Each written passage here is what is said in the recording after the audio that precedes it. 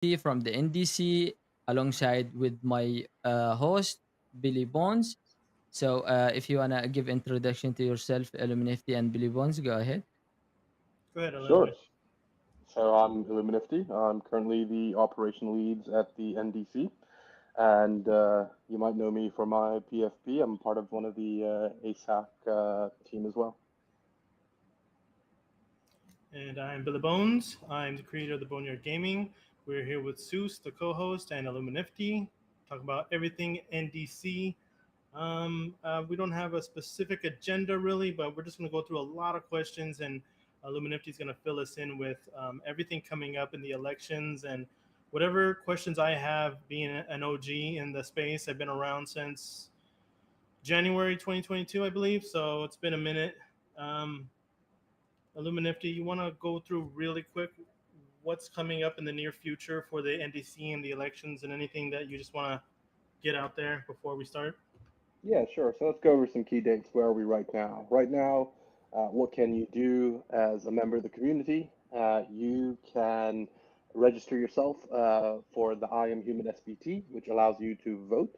You do that to going through the I Am Human app, do a fractal face scan, and then you're ready to go. If you're somebody that's been an OG in the space, so you know the criteria is around the length of time, doing notable things, either working for Pagoda or the Foundation, and a few other things we can cover like the nitty gritty later. You can apply for an OGSBT, and what OGSBT does for you is it allows you to nominate yourself and run in the elections. So the cutoff date for getting your I Am Human SBT and your OGSBTs are September the 1st. Then the next core important date is September the 8th, which is the last day OGs can nominate themselves, and the start, or September the 7th, the last day OGs can nominate themselves, and September 8th is when the elections start. Elections run for 2 weeks, and on the 22nd of September, and then the first Congress of the NDC starts October 1st. Okay.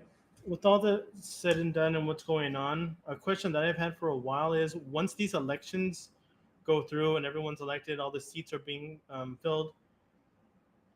From what I've heard, that there's kind of been like a time limit or contracts where I think Blaze and a few other people who are running the NDC, once their contracts are up, what's going to happen? Do they get renewed contracts, or are people going to replace them? That's a question I kind of had. I'm not sure if it's a valid question, but maybe you could fill me in on that. Sure, so some backstory there. The only person that has a contract from the NF at the moment, and I think that contract may come toward, I don't know the exact dates, it may have come towards an end or at the end, is Blaze. All the other members of that are involved on the NDC, specifically the GWG, they don't have any specific contract. What will happen is after the elections happen and we've got the first Congress, the GWG in its current form will spin down. So at the moment, the GWG is the steward of bringing governance live, right? Once governance live, our job is done. And, you know, then there, with respect to the works we're doing on governance, this is a starting point. We would have to apply like anyone else, any other project looking for funding or a funding node getting started through the House of Merit for funding. And so I imagine in the future there will be a team that's focused on continuing to build up governance. It may or may not be members who are already in the GWG now, but the GWG as it is currently and the mandates it have will stop once governance goes live. Cool, cool, cool. So, can you tell me like how the NDC formed and what is the end goal for the NDC? It seems um, people who are very involved in the ecosystem kind of know this, but for those who don't know what the NDC is and why it was formed and the end goal of the NDC is actually, could you tell us a little bit more in depth about the NDC and its purpose? Sure. So there's a couple of things here, right? So the initial ideas of NDC came from Ilya, one of the co-founders of Near, and that was roughly a year ago. And there was a couple of reasons for it, right? There's always been a goal of the foundation and the ecosystem to go away from centralization into decentralization. And I think that's been pushed even further with the stuff you've seen come out of the SEC, and what is a centralized, token and what isn't. And so there's been a lot of push for general decentralization. Now, in that time, a lot of things have happened. We've seen the grant scheme spin down by the NF, and really the core focus of the NDC has kind of shifted from its initial vision.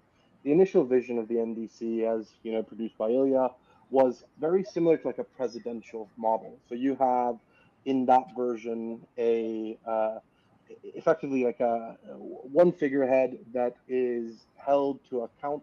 So you have this House of Ops, and the House of Ops appoints one individual that kind of sets the direction of what should be done, and they're accountable to everything. They are then advised by the House of Merit, who's kind of a guidance body alongside them, and then you've got this thing called a House of Stake, and that was the ability for stake-based quadratic voting. So, a way for the community to give input, but the weight of their input is based on how much near they have. That was the original vision. And where we are today has been very, very much changed to be a lot more community focused and decentralized and less plutocratic. And so, what I mean by that is when you look at like the voting and decision making mechanism, that was based on how much near you held. Where we've switched over to the one person, one vote per seat model. The biggest differences in the original and this one is the original was very similar to a presidential model. So what you see kind of in the states versus what we have now, more of a parliamentary model. And the benefits of a parliamentary model is that you have coalition building, you have compromise, and you have diversity of thought. And so what we really want to do to honor, the spirits of decentralization is build out a system where everyone in the ecosystem has a voice, irrespective of the amount of near they own. Really, we want the community to be the champions, the ones in the driver's seat. And why is NDC important, right? So, like, the core goal of the NDC is to reestablish grassroots funding. What are the challenges we saw with the initial, grant scheme? Now, I think the people at the foundation did an incredible job, but where the challenges come is like domain-specific expertise, and also money isn't the solution to everything here. So, the goal of the NDC is to have domain specific funding nodes. You're seeing a lot of them emerge now, like the NFT node, the gaming node, the DeFi node, and many, many more. And it's not limited to those. There's no mandate that there has to be this specific node or that node. It's where a group of like minded people with a lot of domain expertise come together and say, hey, this is a part of the ecosystem we care about, and we feel that we're qualified to be able to start to distribute funding and support to that part of the ecosystem.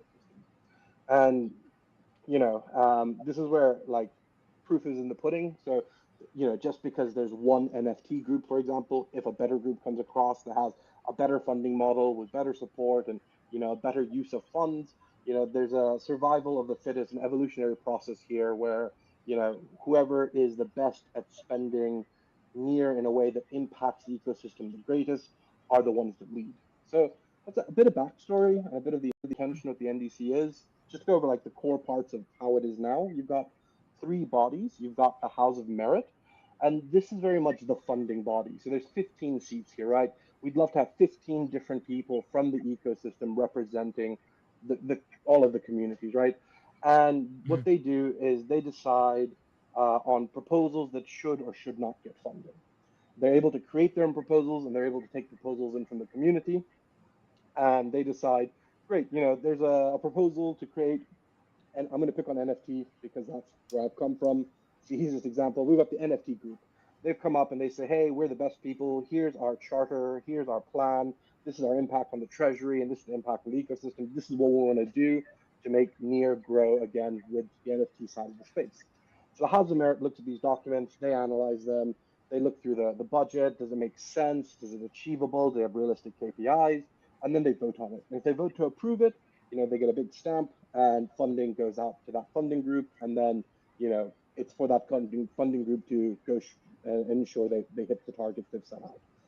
The next body is the Council of Advisors. The Council of Advisors is kind of like a oversight body with respect to what can they do. So they set the agenda for that congressional term. They're like, hey, these are the most important things we think the ecosystem should be caring about this Congress session, for where we see like the most amount of growth. This is the current meta, basically. And then they have the ability to veto. So any proposal that gets approved by the House of Merit, the Council of Advisors come in and say, hey, actually, no, that doesn't make sense, or there's something off about that. Sorry. but like no, and they're able to veto that.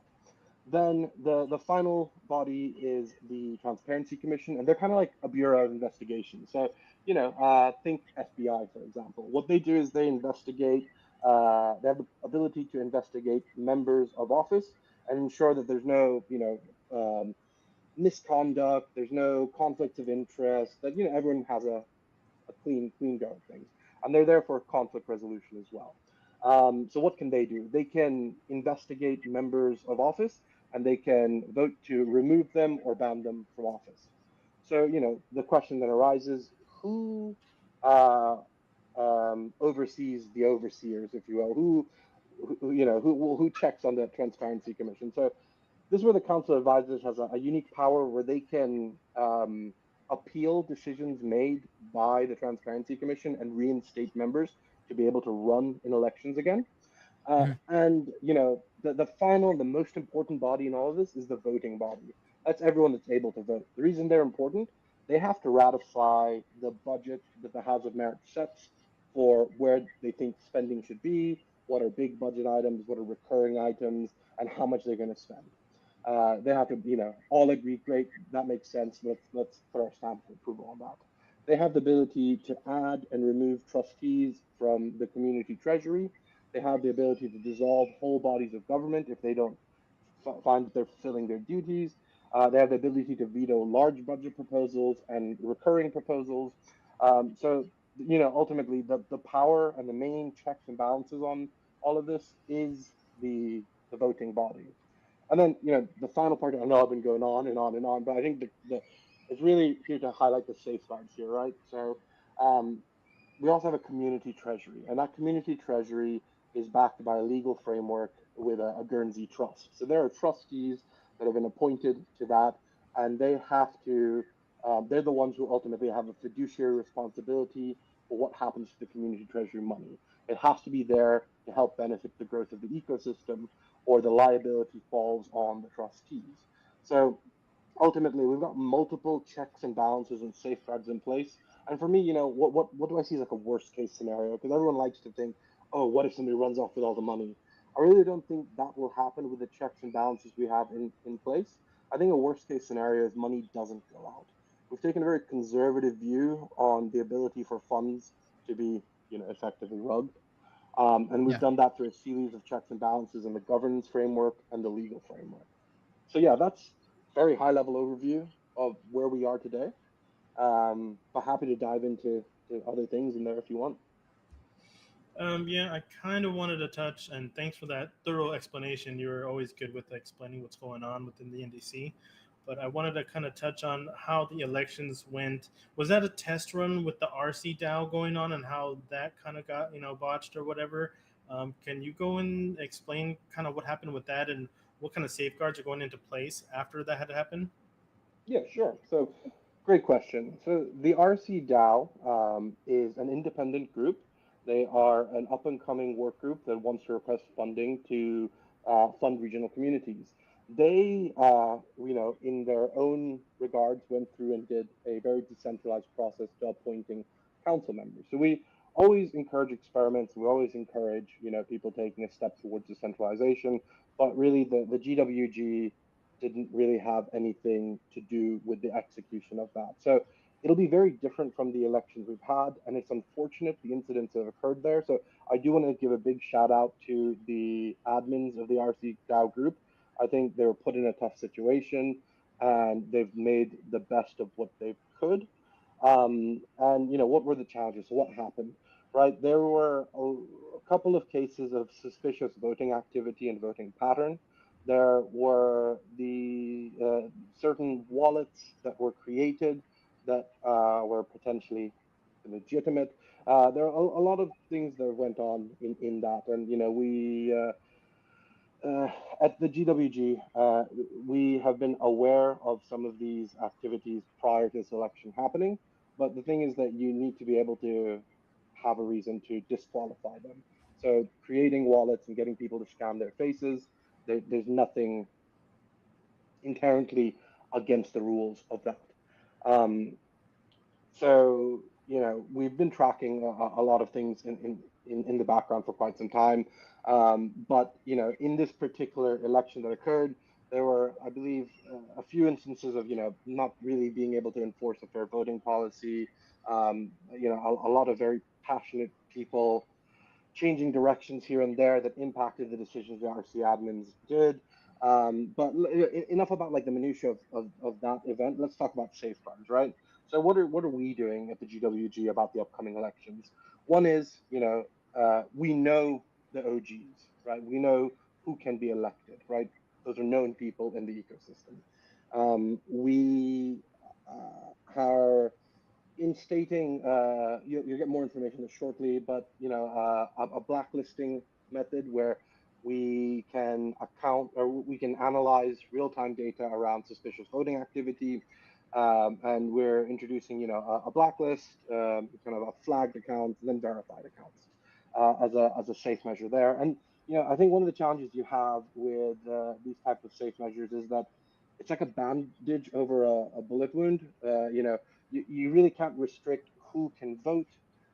It's kind of very undemocratic. There's like centuries of universal suffrage that's occurred to get us to this point. So like, where do you put in safeguards when it comes to voting? So one mechanism we are exploring and implementing is bonding. So you deposit a nominal amount of NIR, and if you're caught in violation of the fair voting policy or carrying out electoral fraud, that bond will be slashed, your SPTs will be burnt, and you will no longer be eligible to request funding from the community treasury or any of the funding nodes. Like, you look at US elections, right? If you do anything fraudulent in US elections, what happens? You go to prison. What happens when you go to prison? You can't vote, right? You lose access to public funds. Yeah. We've taken a very similar approach to that there. So there's punitive measures you can take. There are, like enforcing a fair voting policy. And we have a lot of analytics going on in the background, working with a team like Pikes Peak to really dive into identifying suspicious and malicious behavior as and when it happens. And so what are the mandates in place? How do you tackle this when things like this happen? There's an independent body called the Election Integrity Commission that's going to be properly announced where all the members are known later this week. And that body has the ability to, one, manage a whistleblowing program. So anyone who knows that somebody's doing something bad, you can report that and you can be paid NIR. The minimum payout is 250 NIR, the maximum is around 2.5K, right? So creating disincentives. When you create disincentives, you can change user behavior. So let's say somebody paid you 35 NIR to make a fake, like scan your face and vote a certain way. Well, 250 NIR to 2.5K NIR is a much better incentive to report systems like that. So, people who are voting will first have to agree to the fair voting policy. Then they'll be constantly reminded of the whistleblowing program while they're voting. And there's a bunch of other measures and like machine learning things we are doing to spot suspicious activity. Can't really go into ins and outs of it for two reasons. One is I'm not the techie, so I can't go into the technicals. And two is, we'll disclose all of it in a transparency report after the elections have occurred. But there's a lot of really big brain things happening on the analytics side. So yeah, those are a couple of the safeguards we have in place. And there's an analogy I use for this, right? So ultimately, right, there's no perfect system in traditional elections or digital elections to stop a fox from getting into the henhouse, right? But if that fox gets into the hen house, we're damn sure that it's not going out with any hens. And that's where the safeguards of the legal framework come into place, the governance framework, the ability for the voting body to dissolve houses, the punitive actions that can be taken against people who do bad things. So yeah, we've got a lot of redundancies, we've got a lot of things in place, and will something get through? It might, but it won't get through to the scale, or we're confident that it won't get through to the scale of it impacting the outcomes of the election. So what won't happen, right? We're not going to throw out the elections because we've got some activity. No, we're going to take action and burn SPTs and disqualify votes that are found to be in violation of the fair voting policy that voters agreed to. Damn, Sorry, it was a bro. lot of things. Yeah, it was a lot of things. I'm gonna let you interview yourself, bro. No, But good. yeah, that was a lot of good information. But I have just one question.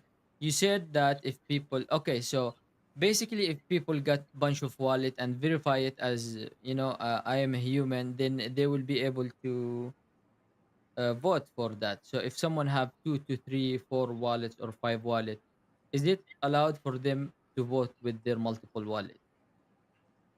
No, no, that's not allowed. That's against the fair voting policy. Hmm. And this is where the safeguards and we have in place can spot things like that. Um, there's there.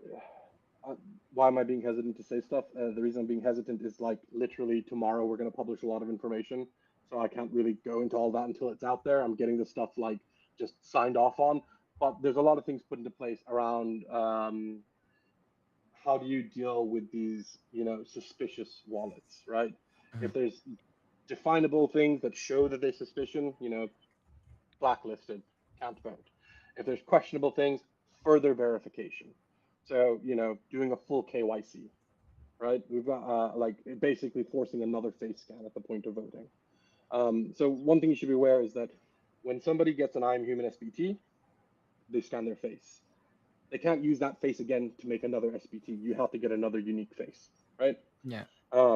So, then we're looking at further safeguards where if you're flagged as a suspicious account, you know, we'll ask you to do a full KYC instead.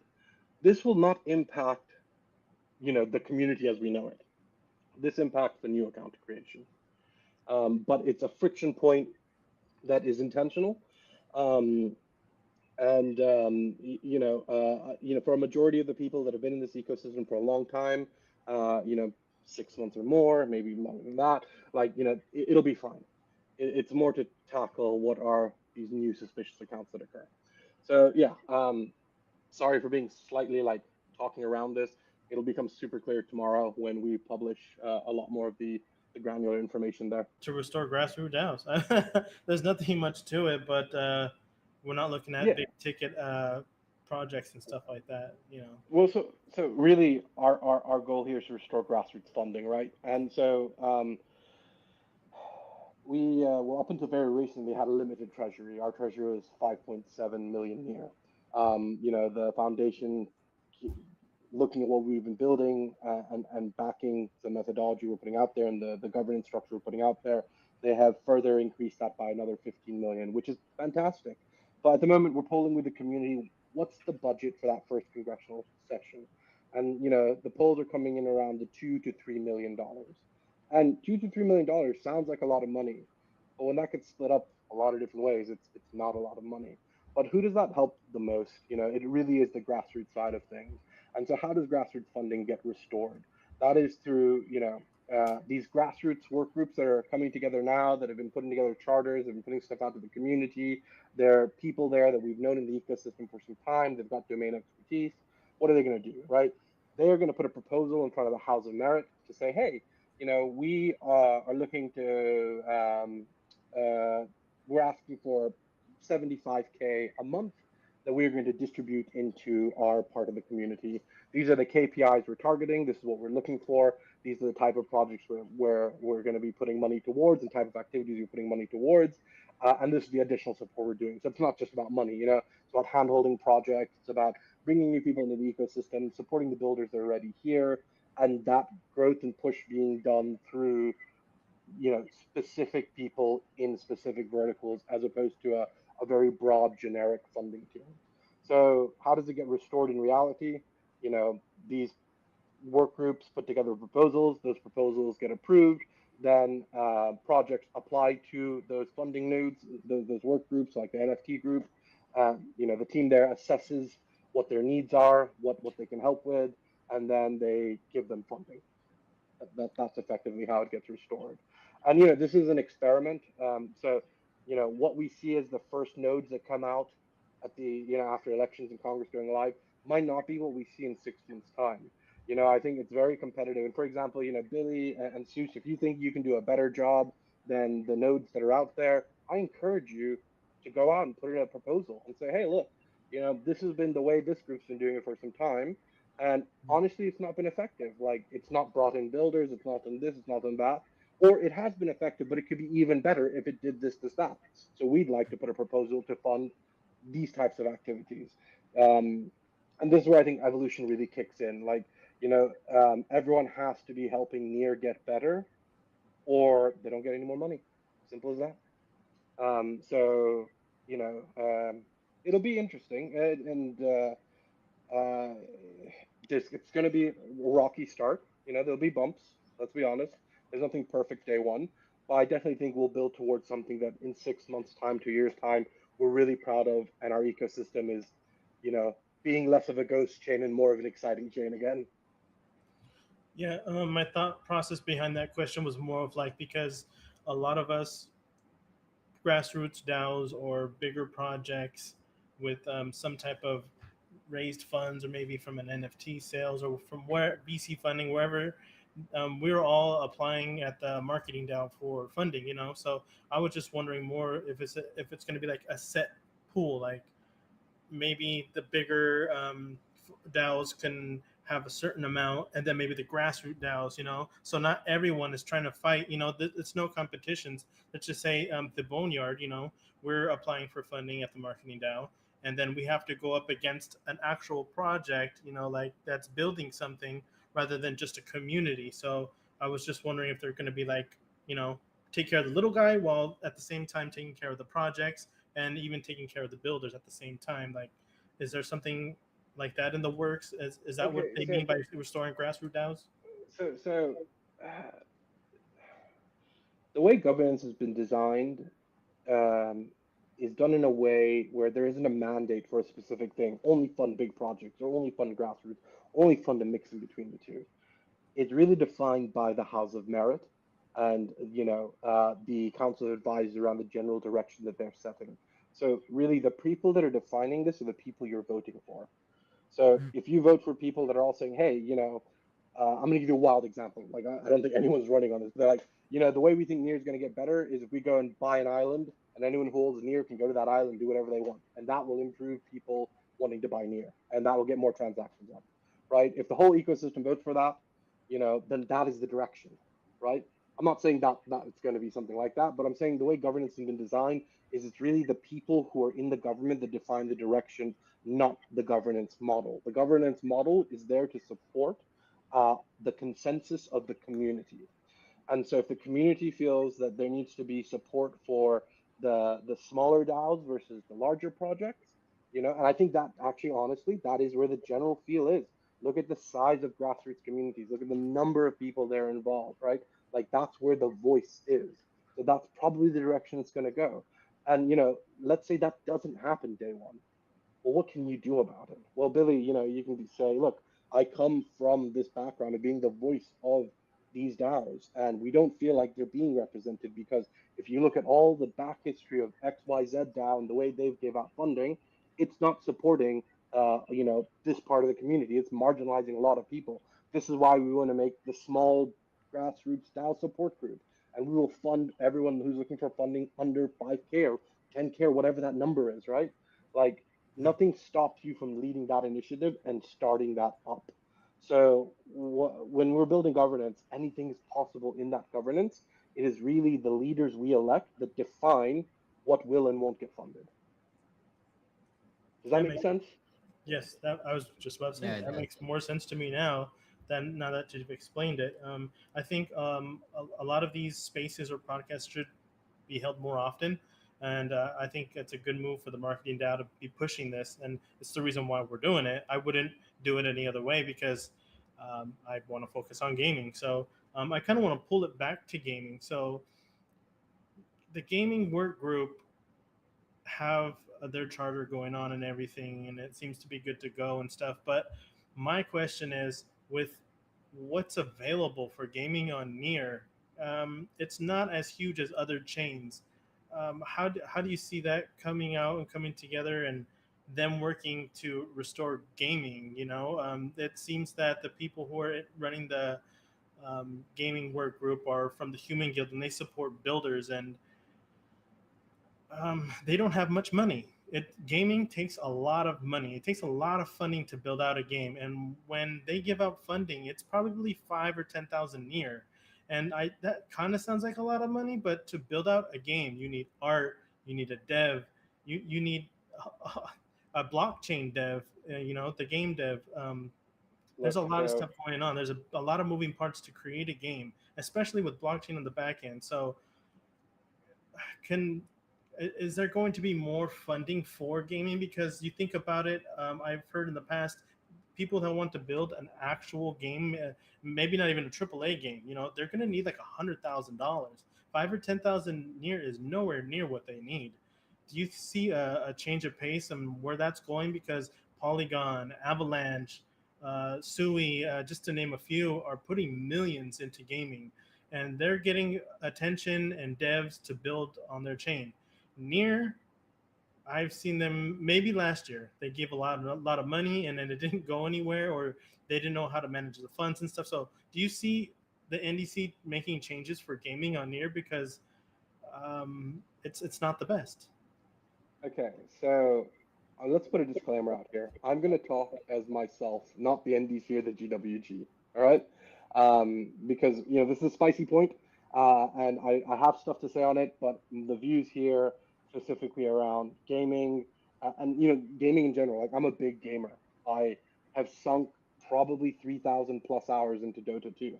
Like, video games is a big part of my growth journey as a kid, right? Like, I remember when when Halo 3 came out, I was there at the night release. I was like 13 years old. My dad took me and my little brother, and we skipped the next day of school, and we played through the whole day and beat the campaign. Right, so gaming's played a big part of my life. So I'm going to talk about this as Illuminifty, not the GWG or NDC, and then I'm also going to like tell you my personal point of view on it. So I think, look, you're right. I don't even think 100,000 is enough to fund a game, right? Like, when you look at Web 2 traditional gaming, like a budget of a million or less than 10 million is not enough. Like, AAA games can go into the hundreds of millions, if not more, to produce. So there's a couple of things there, right? Um, what can a gaming group do to help this process? I don't think the gaming DAO will ever have budgets in the millions to give out. I don't think any particular DAO will have budgets in the millions to give out, right? But they're not a VC. They're not this like what's the purpose of grassroots, right? The grassroots is taking ideation to the point where it can become investable. So what could gaming outdo, right? I personally believe, and let's put like the human guild aside. Let's talk about just purely theoretical at this stage, and then we can introduce the people and all that stuff. But like, like if I were to craft a gaming DAO, what would I do? If I want to entice new builders to come into the space to build out, and potentially lead to a road where we could have AAA games. So AAA games, don't need money. They have money. When you want to get the likes of Ubisoft or Bungie or all those guys, they have the bankroll to do it. So what enticed them to go to a chain? Am I getting more users? Am I getting better, more secure technology? Am I getting a new revenue model I could use or a new user engagement model I could have? And I'm looking for use cases on that chain too. So I want to see projects that have done all these cool things on the independent side. Say, oh, that's really cool mechanics. That would make sense if we were to do a Web3 game ourselves, right? That's what I think the Square Enixes of the world are looking at. They're not looking at, oh, who's going to throw us money.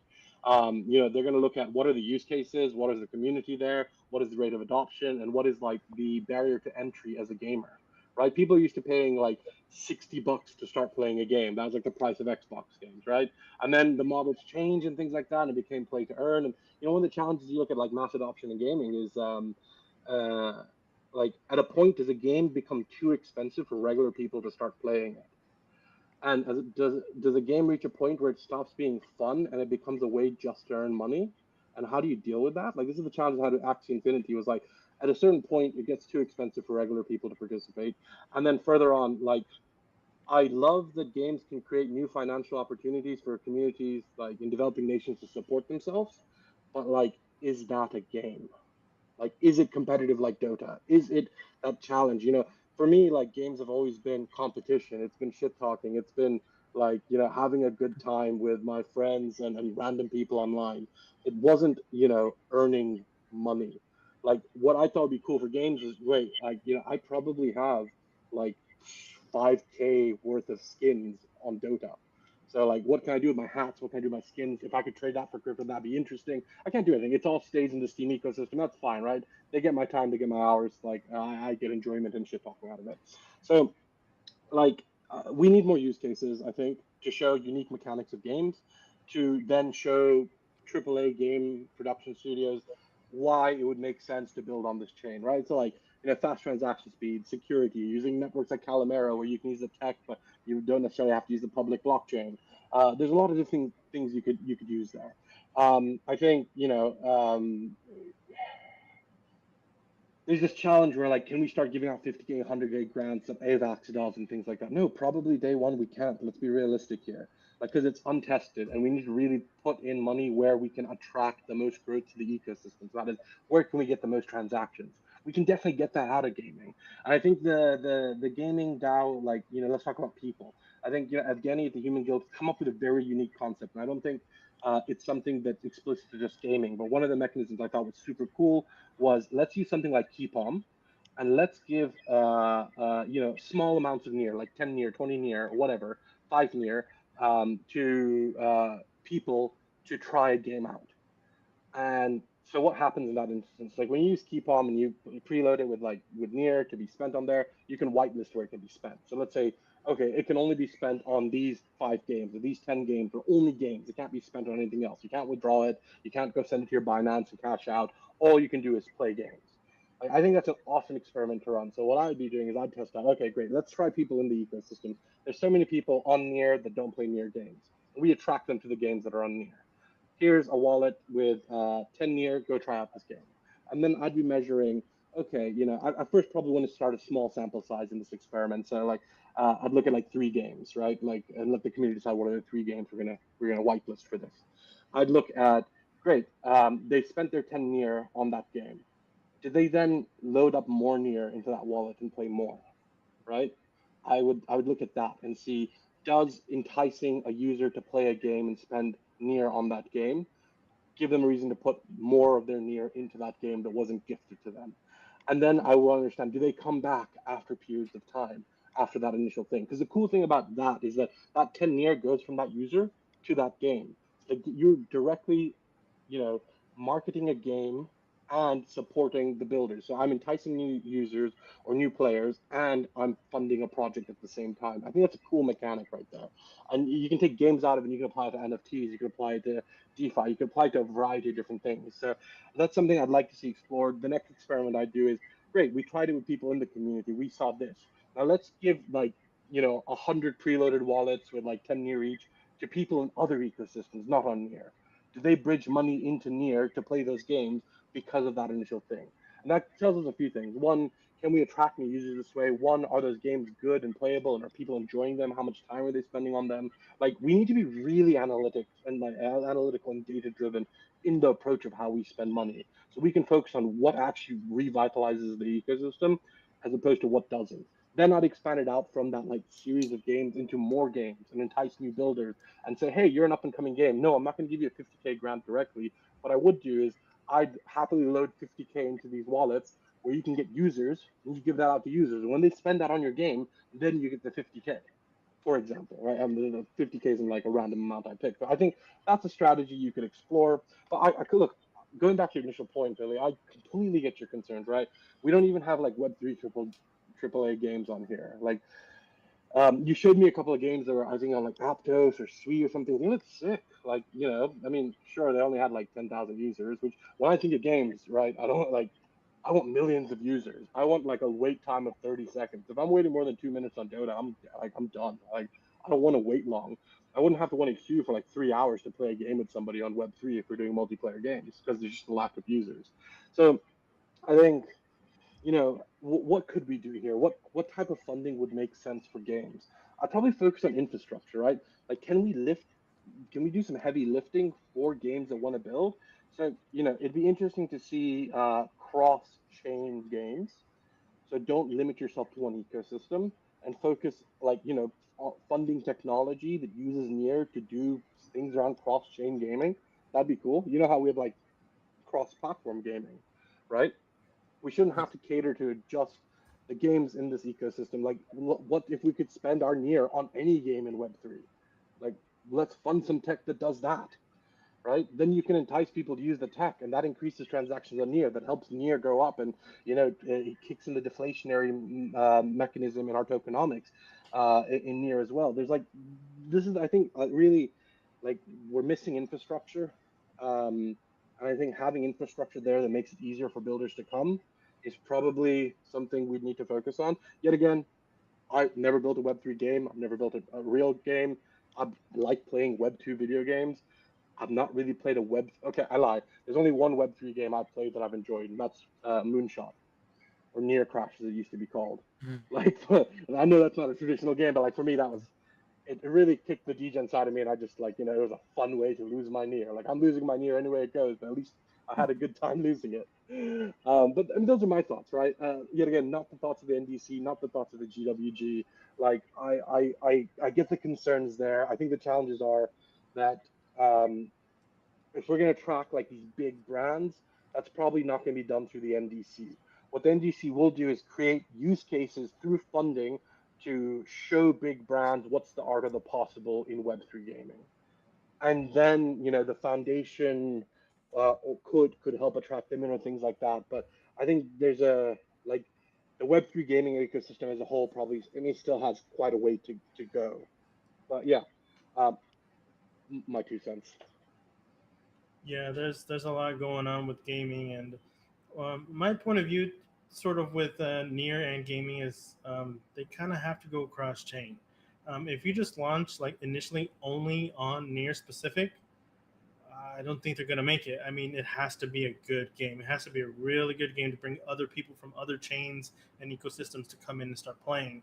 With some of these games, like I wouldn't say they're not good. I would just say they're not good enough to even gain the attention of people who are already near natives.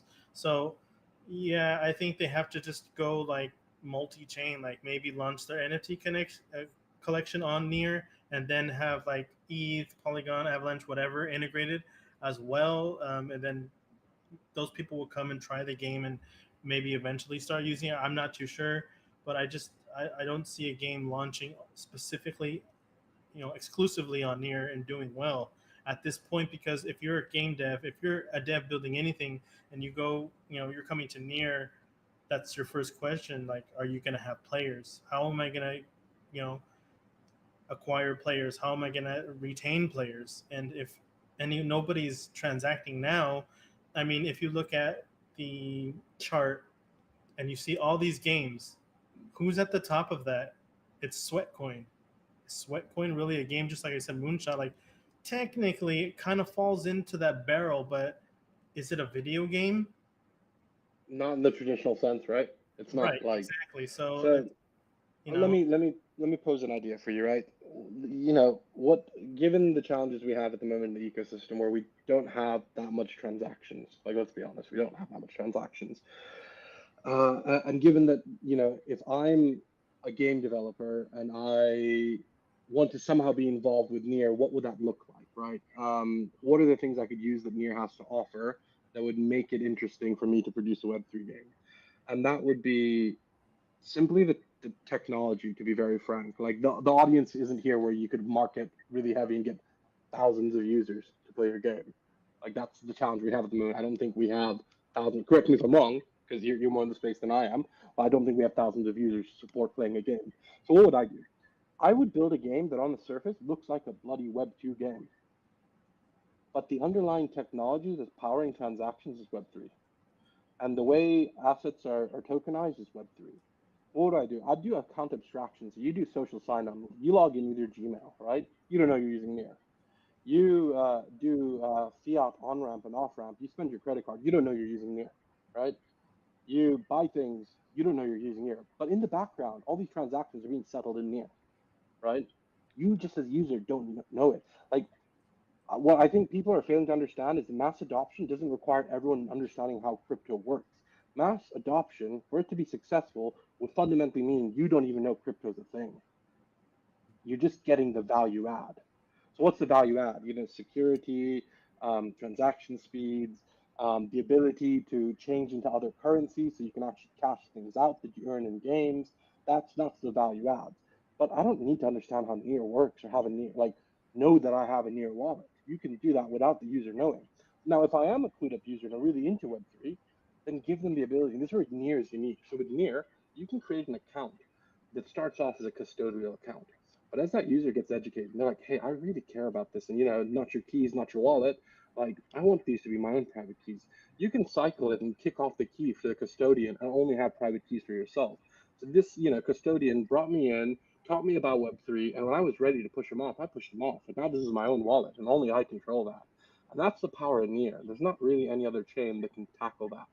But ultimately, if you as a user don't want to know what near is, you don't need to. Just get the value of using the chain without knowing you're using the chain. You don't need to understand how Google works to do a Google search, right? That's the steps we need to take in Web3 to get it to be mass adopted. So I build a Web2 game on the surface that looks like a Web2 game, but in the back, it's all powered by near. That's the route I'd go.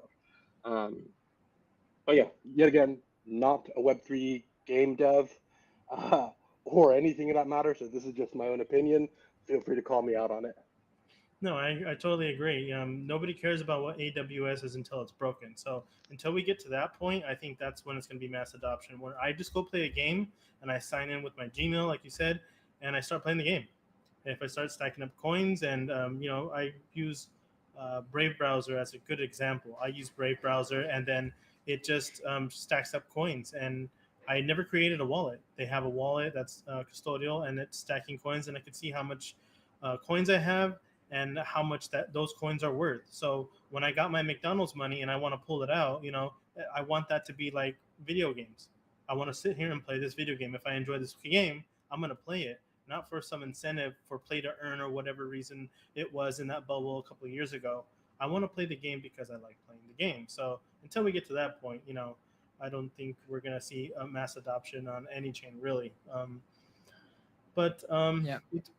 you have anything else to say, Seuss? Or any questions you want to ask? Because we're approaching the hour, and I want to start wrapping up and go Yeah. back to the NDC. Well, back to the game point. To be honest, the way I see I agree with Illuminati and you actually on how the Web3 game should be. Okay, but me, I think of it like Steam. You buy the game in Web2 or whatever, you play it for free. You keep playing the game, you enjoy the game, then you will have an option to trade everything you bought in the game in the Web3. Like you will have an option for a market in the near, for example, where they will have an option, as you said, to create a wallet or do things, and then all the skin, everything they earn from the game, then they can sell it on near, for example, or a marketplace on near. I really don't agree with earning free tokens from the game. It's not sustainable. I don't see it very sustainable. Eventually, like, the supply is gonna be way too high, and we saw that happen with a lot of games like Axie Infinity, um, and many other games. Okay, where the token is really high, their NFT is really high as well. Then when the token goes down, everything goes down, and the value of the games goes down. The users goes down as well. Where if you bought a game with a skin, like what you said, you have $5,000 of skins in Dota, right? And then imagine if someone who's never been in Web3, okay, and the game will give them an option. Hey, you spent $5,000 on this. You have some pretty rare skin that people actually want. It was like an event, Christmas event, New Year event, Halloween event, and this cosmetic. If you want, you can go and for example, to a marketplace on near and then sell it out. This is how I see it. It's basically your cosmetic skin that you can actually translate it and sell it later on if you want to exit the game, or if you're bored from the skin and you want a new skin. Even if you sell it lower than what it is, even if you sell it half the price of what it is, at least you had that option as a gamer, to buy and sell. And that's what actually Steam does, right? You buy the skins and you sell it in Steam, but your money is in Steam, in the system there, so you're Indeed. basically generating money, yes, back to them. This is how I see it. Actually, I really don't see how a game, you will keep earning that token. Eventually, the burning mechanism doesn't actually catch up with how much people minting, especially if there is like a huge user base. Like Axie Infinity in at one point had 2.5 million users, and they were minting a lot of tokens, like insane amount, and you saw the value just went down. I bought my axes at 800. One axis was $800, and now it's like worth $2 $3. So it's crazy, but I do really want to see innovation where people can sell their cosmetics in the You know, market, trade it with other people. Yeah. I've got two ideas I think would be really cool to see in Web3. The first is, if I really get into a game and I get all these cool skins, you know, having relationships in games where I can port those skins over into other games, take my characters over to other games, Mm, take my points yeah. over to another game, especially if there's similar genres. And I know there's like game mechanics you need to balance out and things like that. I think that'd be some interesting middleware to, when you build up a personality and a persona you have in a game and be able to take that into another game, that would be Mm, quite cool. Another thing, which would be very interesting, is I have all this stuff on Steam, right? And all that stays within the Steam economy and Steam ecosystem. But creating a bridge to like Web 2.5. So, I have an escrow service that is all completely automated. So what I do is that I have this like Pudge hook on Dota. I send it to this escrow account, and that then becomes a Web3 token I can then go and sell. And then when somebody has that token, they can buy or sell that token. Or if they want that item in game, what they do is they just go and they burn it, and then that escrow account will unlock that item and give it to the new player who wanted it. Like, could we not tokenize existing game assets? Now, I know there's terms of services you'd have to deal with in these games, and it mm, probably violates those, but having this middleware layer that allows me to take my Web 2 gaming assets and be able to sell them in Web 3, I think would be really sick. And you could, if you really want to do it like the hacky way, that like mm, you don't need permission from like I mean, you probably violate their terms and services. But if I just created a bot that I could trade with, and if you send to the bot and now it's escrowed and it shows up on your like Web3 DApp, and I trade that around, like you can create a mechanism for that. I think you then have to go through the legals and make sure it actually works out that way. But like that's something that we could like somebody could do today. Like it, so I think there's something there where Web3 tech could better enhance Web2 games. And yeah. I feel like that should fall under the spectrum of Web3 gaming as well when it comes to like infrastructure. But yeah, look, I really want to see a Web3 game that I'd want to play. Like, give me a Dota in Web3 and I will give it all my money. Dota is pretty big in Philippines. Like Yeah, a I five know, year I know. old playing Dota here, man. Like it's crazy. Okay.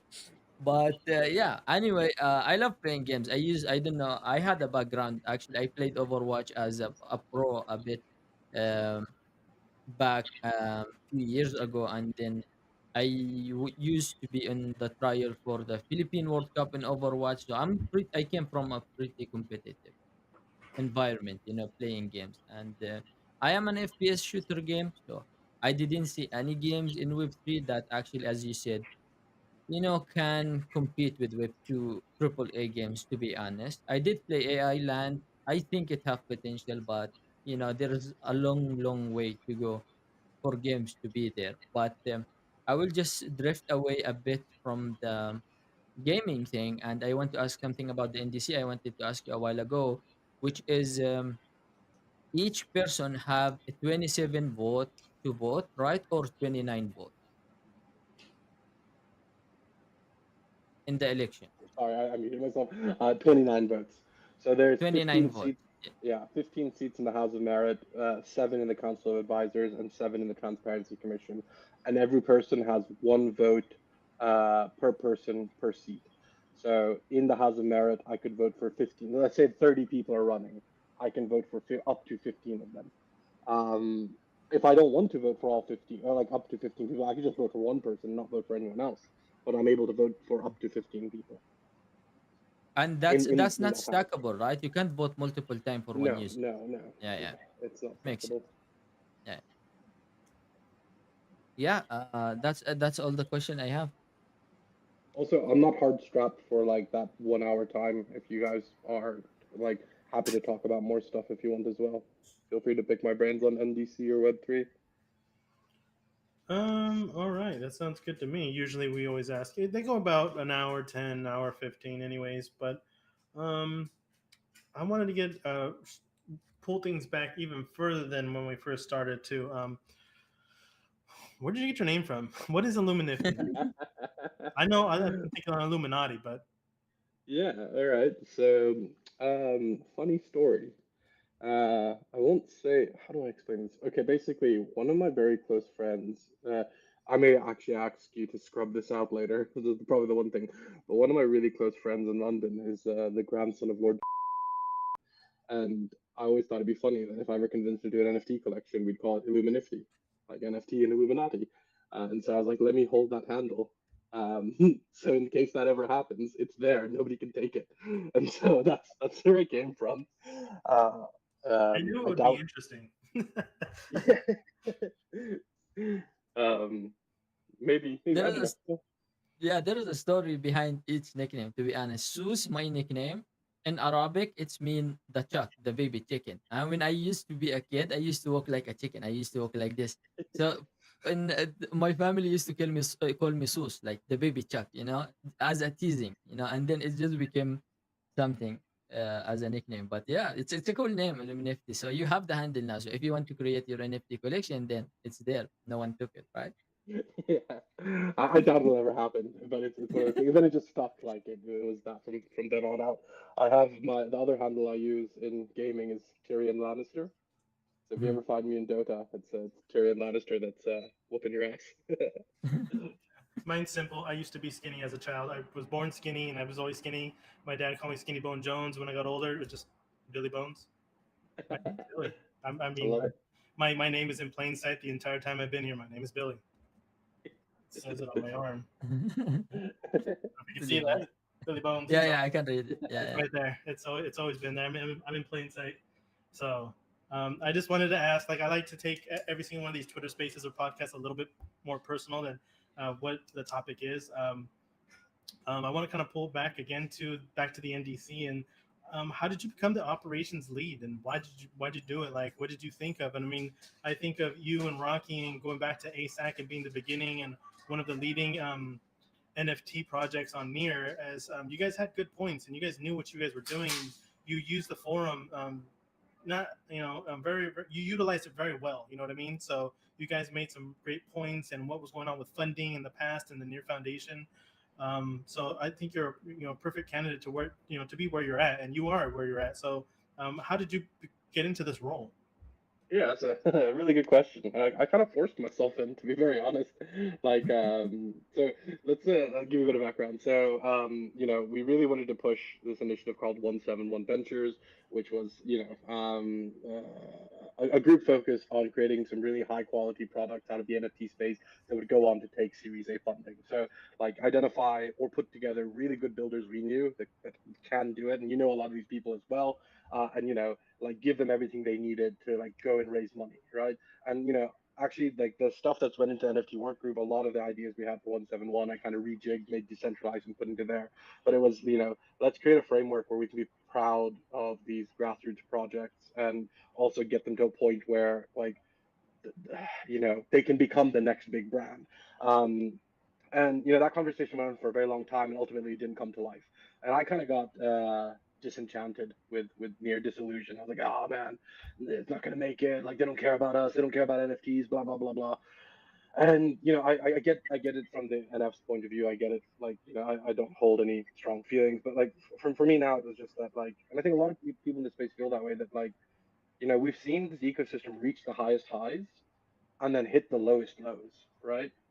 And like a handful of us are still here. And why is that? I think it's like a part of us owes it to ourselves, owes it to the chain, owes it to the people we've been building with. That like, hey, let's give it one last try. Let's like, I could just have like, I know a lot of people that left Web3 completely after like first, you got Terra Luna and that was a big hit, and then you got FTX and like, then you've got like challenges within specific chains and like a lot of people left.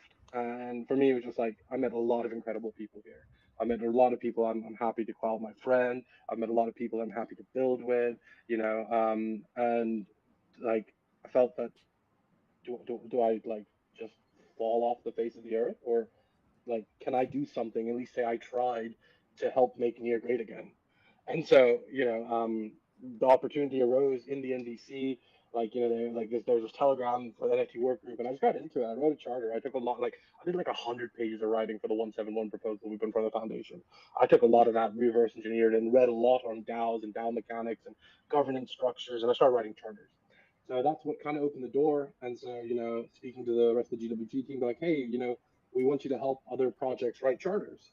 And I was like, cool. And then I bashed that out in like 2 weeks. And I was like, oh crap, what would I do now? And so I just threw myself at other challenges I saw in the NDC.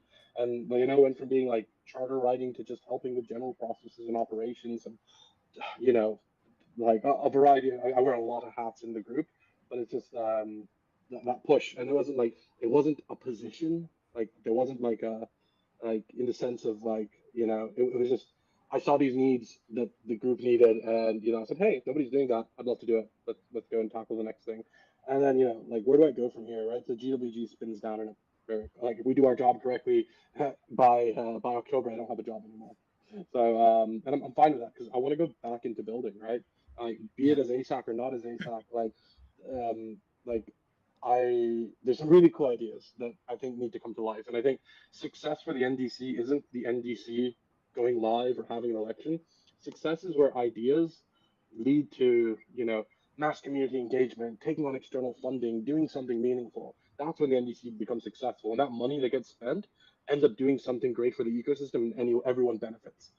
And so, what are we going to build to do that? That's where my head's been. I want to go back and build something with some really cool people I've met in the space that I'd be proud to, launch the next product with. So I have some cool ideas we've been working on in the background. I mean, a couple of different people, and I'd love to see those come to life. And I don't think I can do that as like as AVB calls it, a part of the bureaucracy. Like I'm here to get NDC alive, so we've got an ecosystem where I build stuff, people will use it. That's where my motivations have been. Yeah, awesome. One question I have, in mind, actually, which did you are you nominating yourself to one of the three house position there? And follow up question with this, we saw a lot of lack from the OG in like nominating this self. For me, when I want to vote, I don't want to vote randomly, and of course I don't want people to vote randomly. We want people, the right people in the right position, right? So what's your take on that? Are you considering to nominate yourself maybe in one of this house position? Do you have any take on the lack of OG interest to nominate themselves, or not that much of people we wanted to be in there? Yeah, okay, really good questions. So let me answer the second one first, and then I'll answer the first one. So Mhm. lack of like OG nominations. I think we've seen a lot more of them to like very recently. Actually Marique nominated herself just last night. Hero Yeah, from Nearweek nominated himself. You've got Sheldon from Octopus Venture. You've got Delir. You've got Brando Mando. yeah, You've got a lot of people. You got Blaze. A lot of people I hold a lot of respect for in this space. And there's still more people that will nominate themselves. So, what's the hesitation? I don't know because well, actually, I'll answer that in the second part. The if I am or not running, but like I think the hesitation comes from a few different reasons. People aren't confident they'll win, or they can't turn up to vote, or so on and so forth, or they're just not like they don't have the time commitment. There's a variety of different reasons, but I do feel like if you've been super critical about the NDC and you've been super critical about the ecosystem, like now's your chance to make a difference. So it's better to have applied and nominated yourself and tried to run than to have not done it at all and then just sit on the sidelines complaining. Like if you can run and you're passionate about the space, then run. Now, what I'm about to say next is going to be super counterintuitive to just everything I've said. But no, I'm actually not nominating myself for any of the positions, and I'll tell you why. Two core reasons. One is there's a role that's going to come out called the Chief of Staff that mhm, I've applied for. It's a role for the NDC that's funded by NF. And what is the chief of staff? Their job, I'm not saying I'm going to get this job, but the person's job is to work with the whole governing bodies and help them address critical issues coming up. So there's a lot of things on the horizon that need to be sorted out, like, unified funding process, KYC, how to work with the community treasury. You need somebody on the ground that knows the minutia of the NDC and the ecosystem and all the ecosystem players. I need to like kind of whip people to like get things done, and where you see problems, you need to start creating solutions and then get funding for the solution, so on and so forth. So this is very much somebody that has no power with respect to where money goes or what decisions get made, but has to go and work with everyone and get people to work together to, accomplish good Yeah. governance. So I would feel that there's a conflict of interest if I won a seat and I got that role, because I feel like where my skill set is and what I've been doing is better fit for that role. And the amount I know about the NDC, like this is where I feel if I am to participate there, I could drive the most value. So I would have to recuse myself or step down, which then, like causes a runoff election. And like I'm creating a headache for people who could have genuinely won because I won instead. And I'm not saying I win. And I'm not saying I'd give the chief of staff role either, but that's like, like to keep things clean, it just made sense not to be in office and working with office. And then the second part is, and where my head and my heart really is in all of this, is that like you need somebody to use all the parts of the NDC and build something successful that takes some external funding. Like, and that's what I really want to do. And I feel like there's a conflict of interest if I'm in the government and I'm doing that, because like those ideas, they require funding and they require support from different work groups and they require getting all these people together. And if you're in office, then you create a massive conflict of interest trying to accomplish that. Like, I like it's one thing if you create the proposal, right? That's Yeah. fine. Like, just don't vote on the proposals you create. But like, if I'm then working with other work groups and I'm in office, I'm like, hey, dude, I need you this way. Like, oh no, he's in office. It's like, I don't want to create that weird relationship. So like, I still very much want to work within the NDC and be a part of it. But I want to be a part of like, like we need that success story. We need several success stories. And in my head, like, I got some ideas that I think could be successful that benefit the ecosystem and can get to external funding. And so that's what I'm trying to do personally.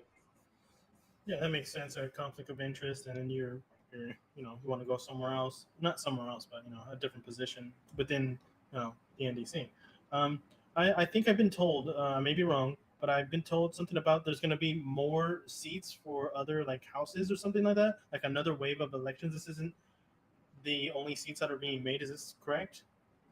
Okay, so in the governance framework, an additional 2 seats can be added every congressional session to the House of Merit, but that's something that could also get voted down. It's something that's in the writing, but it's not like it won't happen in the first election.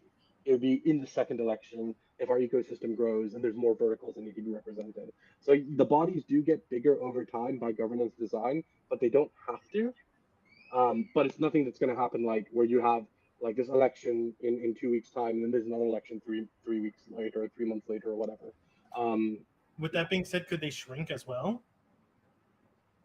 nothing stops that from happening. Yeah, so like governance is where it's a starting point. It's not an end state. So what would need to happen? The House of Merit has this power to create constitutional changes, like changes to the governance model, and those changes don't take impact in their congressional setting. They take impact in the next one, and so you know, yes, like if the government votes for it, yeah, they could. I would not necessarily recommend reducing seats just from a principle of decentralization and like collusion and cartel behavior reduction. It just becomes a lot easier to game the government the less people there are in it. I think we've got a happy medium. I know people are like, oh, there's too many, but I think with like 15 in the House of Merit, you can get a good spread of representation across the ecosystem. And it's like it gets tougher to get 15 people to collude together versus let's say there's only 5 people in the House of Merit. So yeah, I think in principle, yes, you can reduce the numbers, but I wouldn't recommend it. And let's say somebody doesn't. It's not. Let's just say it's not for them. Yeah. And is that the reason why we're getting extra seats added later on? Could be like um, like a safeguard sort of like if someone leaves, then they'll be quickly replaced by those people, their backups or something like that. Is that something they're looking into, or does it just shrink and then we hold another side election Yeah. to replace them? So, How does that work? very interesting point. So let's just talk about the first congressional setting.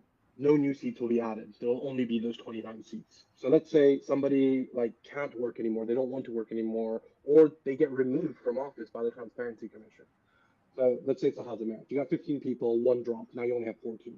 So that one person is not going to be replaced, but the quorum to get something passed stays the same. So it's still 8 people have to agree on it in the House of Merit for it to pass. So rather it being, 8 people agreed and 7 disagreed, now 8 people agree and 6 disagree. Let's say it keeps falling, right? So we get to where there's only 10 people left because 5 people, like two, just quit and three, got removed, right? With 10, 8 people still have to agree for something to get passed, right? It's not a 50% majority, it's a number of seats, and that's 8 seats have to agree. What happens when you get below 8? So let's say we're at 7. When that happens, that triggers the House to dissolve, and then there's a new election just for that one body, and the people who are elected will sit there for the remainder of that congressional session. So, like, let's say halfway through, 8 people get removed, so there's only 7. The whole body gets dissolved, and 15 people are elected, and those 15 people do the remaining 3 months, and then the full election happens where everyone gets replaced at the end of the congressional sitting. Yeah, that's interesting because if you think about it, you need people to vote, right? You need the majority. If the majority is every single one of them and people are applying for funding, would you think that maybe the projects or individuals or DAOs applying for this funding would think that's a bit unfair for them?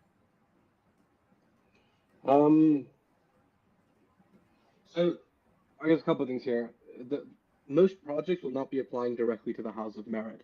The House of Merit will be funding nodes, and those funding nodes are the ones that are going to take project applications. So think like Marketive, Creative, DAO, Gaming, NFTs, so on and so forth, right? They're the ones that are in the main funding projects. Um, the House of Merit is funding those funding nodes. So does it become less fair? I don't. I don't think so. I think, you know, you as a funding node putting your proposal in should be making a proposal that's so airtight that everyone should be agreeing on it. Like you get all 15 to vote in favor of it. But like, if there's somebody that's not voting for your proposal, then there's likely something in your proposal that isn't right. So you need to understand what that is and amend the proposal and apply again, right? Like if there's an objection, that's like feedback should be given to understand why that objection exists, and like reducing it so it's like, let's say there's only 8 people because 7 got removed, and instead of needing all 8 to agree, you only wanted like 5 to agree. I don't think that's the right path because that creates a bigger room for collusion and cartel-like behavior. So in the way I support the way it's currently designed, and I get it might be unfair or it might seem like it's unfair for projects that are applying. I get that like concern, but I also feel that on the flip side of it, it's a lot fairer mechanism for the overall ecosystem. And I think fairness here has to be considered on the ecosystem level, not on a project by project level. Is that the right way to say it? I'm Yeah, I trying think to, so. That yeah. makes sense. It makes sense to me. Maybe. Yeah. I kind of wanted to ask about the OG sentiment. It's been a rocky Mm. ride. It's been quite a bit. It's I don't want to sit there and go deeply into it, but what is your thoughts on what the OGs are saying? Um, I guess them being kind of called anti NDC or whatever. People are upset. And some of them rightfully so. But um, what I was thinking to myself, and I probably made a ruckus here and there a bit myself, but um, I was just wondering, like, why are people making such a fuss when they're not doing anything or they've left and they're just sticking around to see what would happen? Like what do you think about it? I mean, what are your thoughts on it, and what are your comments? Just say something about the OGs. Yeah, yeah, okay. So let me tell you this. Any decision, I'm in a very unique position because any decision that I play a part in making will always be hated by somebody. Right. So, if it's yes or no, the yes crowd are going to hate me because I voted no, or if I vote the other way, the no crowd is going to hate me because I voted yes. And what I come back with is like, honestly, it's not a lot of OGs. We just have some really passionate and very loud people that like, you know, um, storming, if you will. I think that's the word that Blaze uses for it. And I respect their passion and I respect that they have those concerns because, I share a lot of those concerns. And, I also find it funny that it's like a lot of these concerns stem from their frustration with the ecosystem overall. And now they have somebody who is going to represent the ecosystem and they take it out on them. Because, like, it wasn't like a lot of these people weren't frustrated before. Like, I think we've been all frustrated for quite some time. But now you got people to channel your frustration to, and or towards, and I think that that ends up being us a lot of the times. And I think there's a lot of legitimate concerns. So I don't want to say this in a way where I'm devaluing the concerns they raise, but I also think that when there was a point in time to chime up, You know, that opportunity has existed. And it's that, like, we're 3 weeks away. We've had to freeze a lot of the things we're doing in the sense that we can't change the governance model right now. Like, we'll be in this perpetual state of always trying to build the perfect thing, but perfect's always changing, so you never build the perfect thing. We need to launch, we need to see what works, we need to see what doesn't work, we need to iterate. That's every builder knows that. But for some reason, builders think that that's no longer the play. No, we got to design that perfect system day one. I think we put a lot of safeguards and checks and balances in place. I think, is it perfect? Absolutely not. There's lots of room for improvement. Will it improve 100%? But it needs to improve with real data. And we can't get that until it goes live. Is there potential for issues and, like people doing bad things? Yeah, there is. But we know those people, man. Like, we all know these OGs. So, if somebody does it, then let's call them out on it. Let's burn them at the stake. Let's not let them get funding anymore. If they're gonna like do electoral fraud or try to game it, I think, you know, um, people have to get called out. I'd like to introduce call out culture again into this space because I think there's a lot of people that have very strong and passionate opinions and they have the right to express them, but then they go attacking people instead of, like discussing points. And the thing I find the most Yeah. challenging, so this is me venting, this is me ranting now. Let me rant a bit. Nobody reads the effing manual, right? Like, oh, there's a lot of documentation. I'm sorry about that, but like, we're building something very robust here that's supposed to stand the test of time. So like, that doesn't happen in a couple of sheets of paper. Like that takes a lot of thought processes, a lot of different frameworks being carried out at the same time. And so a lot of the concerns people have end up getting quelled if you go through and read the documentation.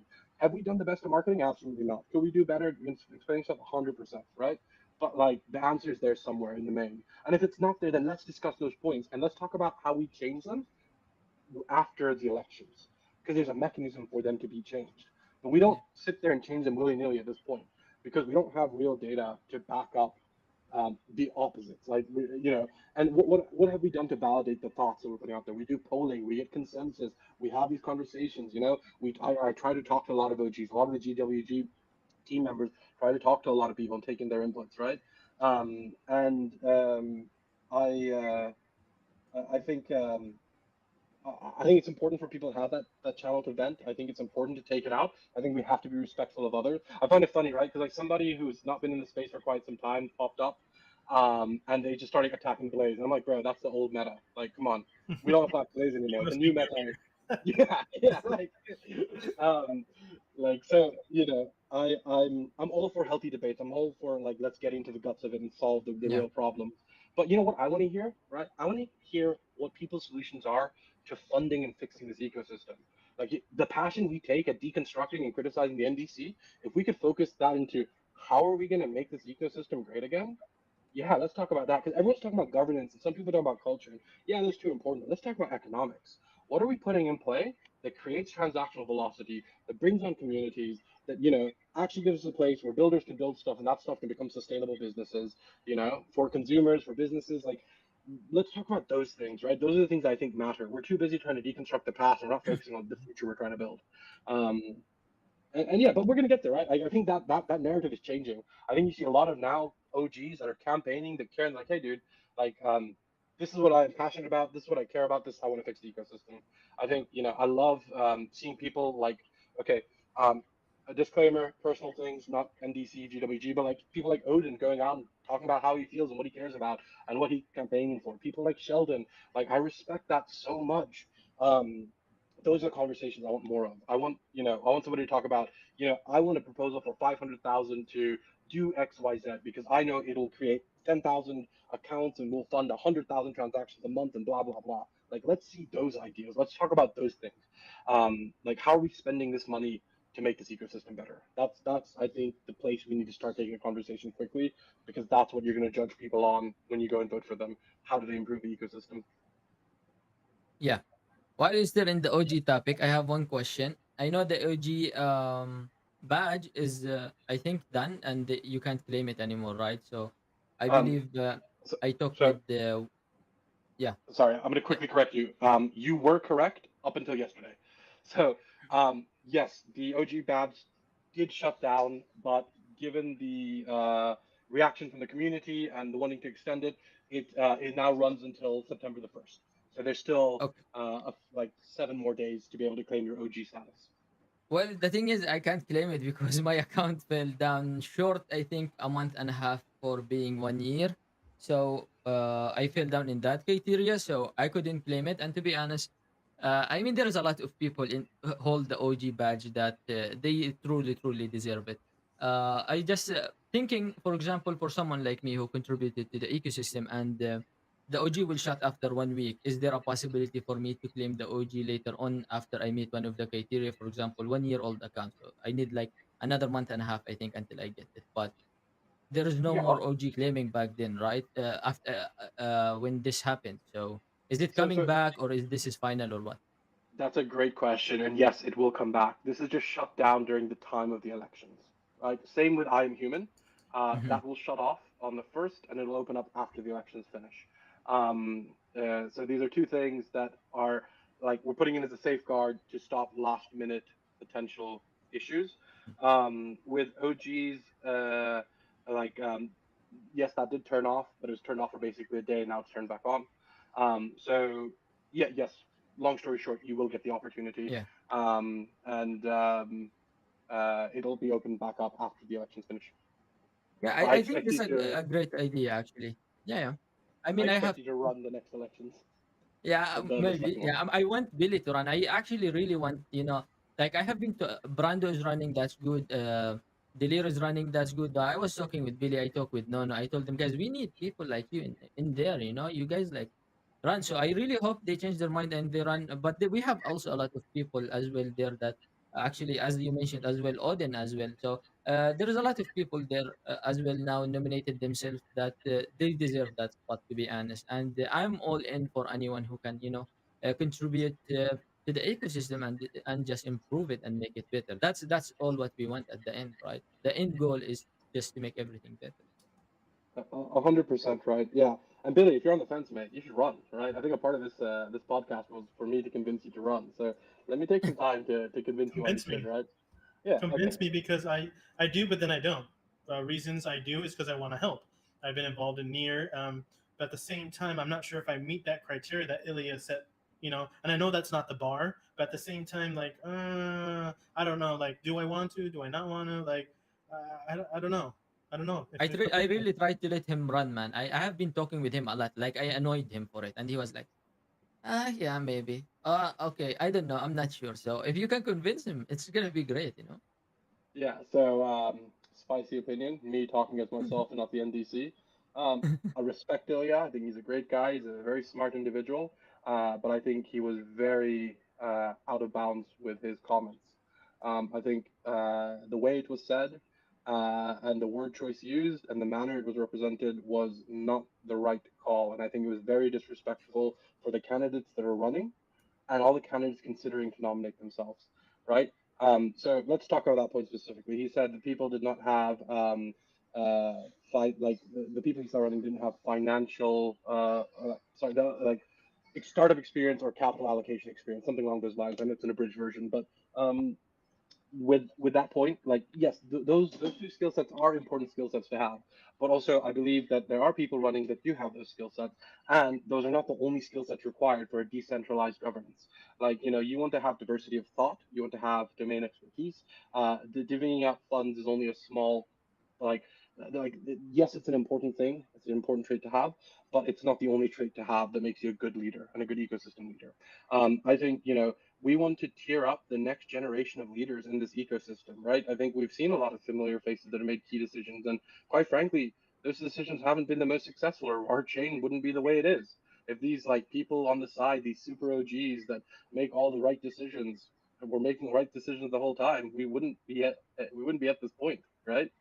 Like, so I think, there are a lot of qualified people with great ideas that just need the opportunity and the ability to bring those ideas to life, right? And so I would not take those words of Ilya to heart because I think it does a lot of up and coming leaders in the ecosystem a massive disservice. That like a lot of the other points I think he raised some great points and I really respect him for it, but that one point really did disappoint me. Um, um, but okay, so let's get to you specifically, right? Why should you run? Because you're passionate, dude. You're still here. Like, quite frankly, you care and you know what's going on, and you want to have a like. So to be very blunt, I only know you through the points you raise and the conversations I've seen you bring up, right? I like you and I haven't had a one-on-one conversation yet until now, and so I can only judge you off what I've seen, and what I've seen has always been great points, right? I think you take a very critical view on gaming. I think it's something you're passionate about. I've seen you also on the NFT side of things as well. I see you as somebody who's continuously trying to engage the community and build up a community, and I think those are all skill sets that are very important for the type of people we want to bring into this chain, right? You are a big advocate of the ecosystem. You're a big advocate of Near. You're a big advocate of Web3 gaming. And, quite frankly, where your head is on where the challenges are, I believe are correct, right? I don't think we are taking necessarily the right steps to bring about more use cases for gaming.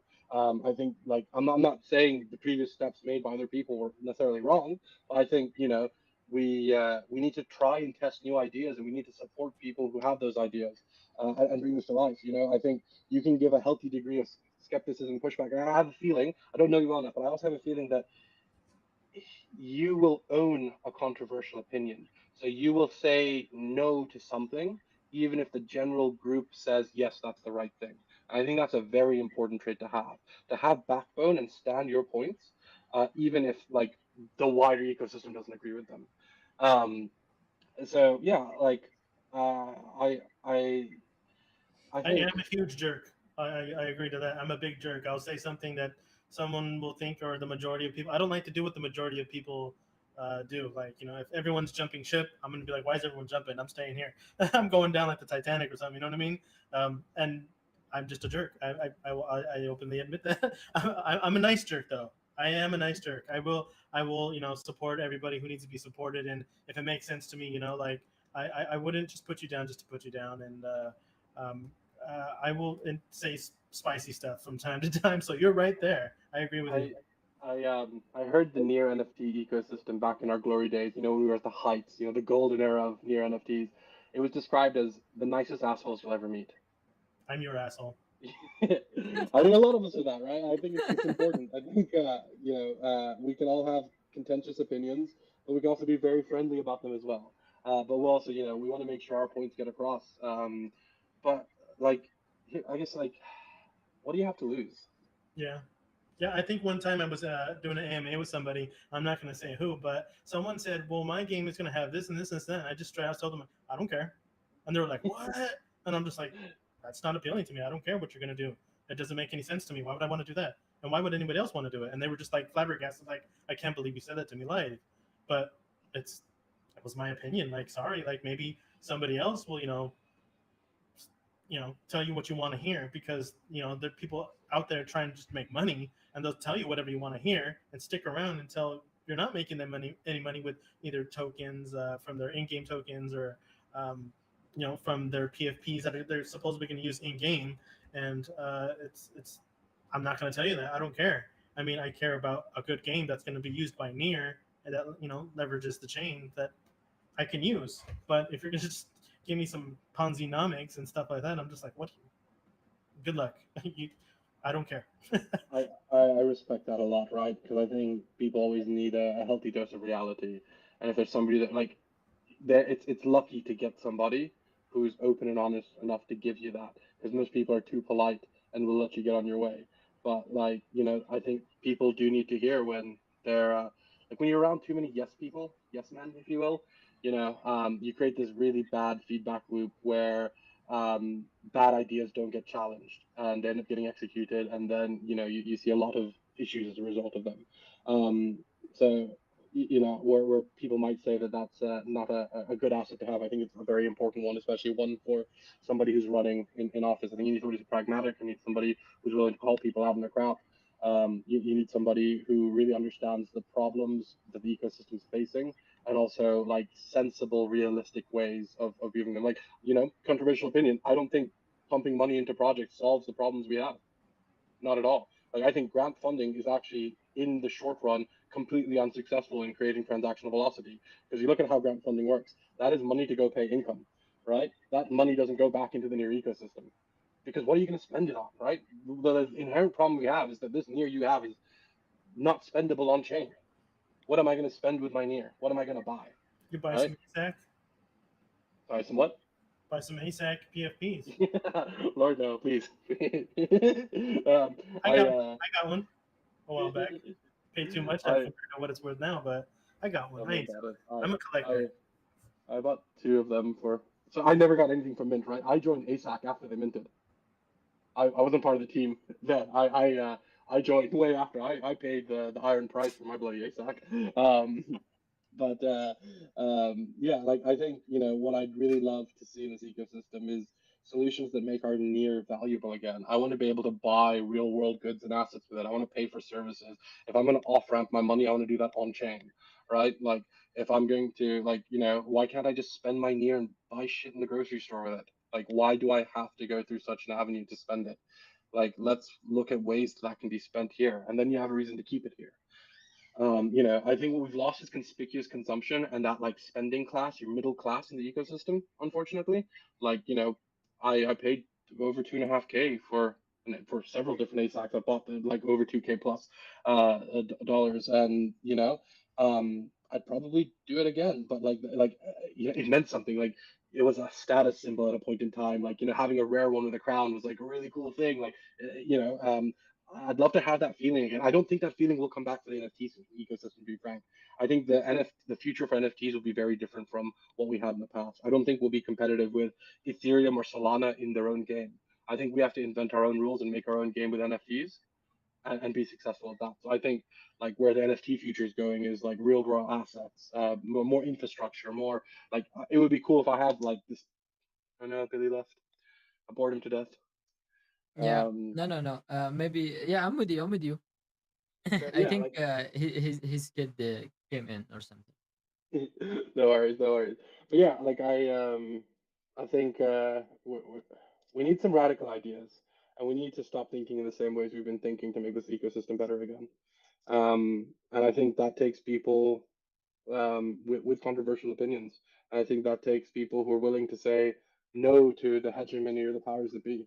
So, Billy, long story short, why should you run? Because I think we need radical ideas, and I think we need people that are willing to say no to the powers that be, um, and to really put forward ideas and champion them, and be steadfast with their points of view. I think this House of Merit should be very with people with varying opinions, and very strong ones, and being able to support and understand and the merits of the proposals being made. I think to an extent you need to be like a candidate for House of Merit needs to be analytical. They need to think about impact and risk and the future of growth. But I don't think that's such a unique skill set that like it's not in our ecosystem or it's only held to a select few super OGs or whatever you want to call them. I think a lot of people who are still left in the space are very smart people with really good ideas, and it's time for them to get an opportunity to show those come to life.